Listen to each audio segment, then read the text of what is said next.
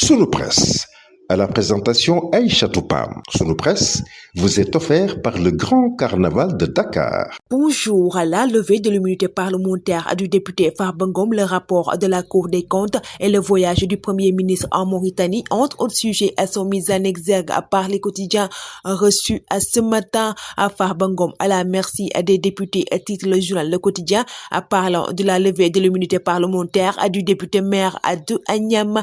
La commission ad hoc installée aujourd'hui et sans liste de défense déjà prête.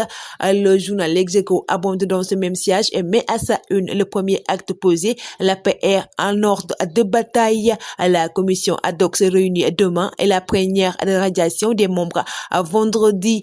Les députés de Takku Wallu en conclave aujourd'hui pour préparer la bataille parlementaire. Farba Ngom dévêtu vendredi, à titre le journal Rewmi Quotidien. Takku Wallu prépare la riposte et le journal revient sur les députés qui ont perdu leur immunité parlementaire depuis Abdou Diouf. Au cœur des transactions obscures, à titre le journal L'Observateur, parlant de l'affaire du blanchissement de 125 milliards de francs CFA. Revenant sur le comment des milliards de fonds supposés publics se sont retrouvés dans des sociétés écrans.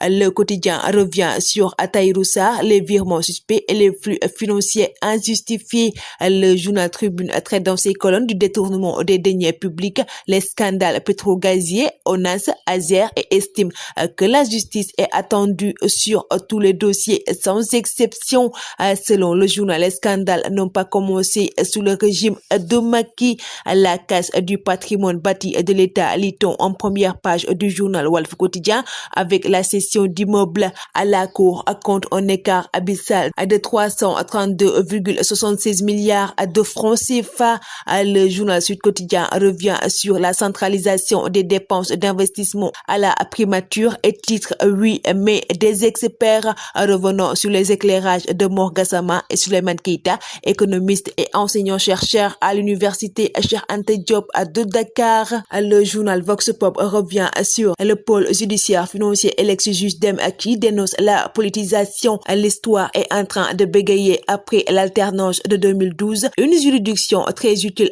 contre la corruption et l'enrichissement illicite a été pervertie par son instrumentalisation par l'exécutif. Le journal Libération revient sur l'affaire des terrains surévalués pour des prêts à la BNDE et titre une vaste super série cernée. Revenant sur la plainte de la BNDE qui vise X, qui a été déposée pour faux et usage de faux et escroquerie. Un expert, la société Vital SA, Zenith Sénégal et la société Blueprint au cœur du dossier. La voie balisée pour le secteur privé, à titre le quotidien national Le Soleil, parlant de la visite du Premier ministre en Mauritanie et le tête-à-tête entre Ousmane Sonko et Ghazouani. Pape Matar Sarr dans le North London Derby, lit-on dans le journal Record. Revenant sur le match Arsenal et Tottenham, le quotidien revient également sur le report de la phase finale de la CHAN avec le tirage au sort maintenu pour ce mercredi. Le Carnaval de Dakar célèbre le riche patrimoine culturel africain.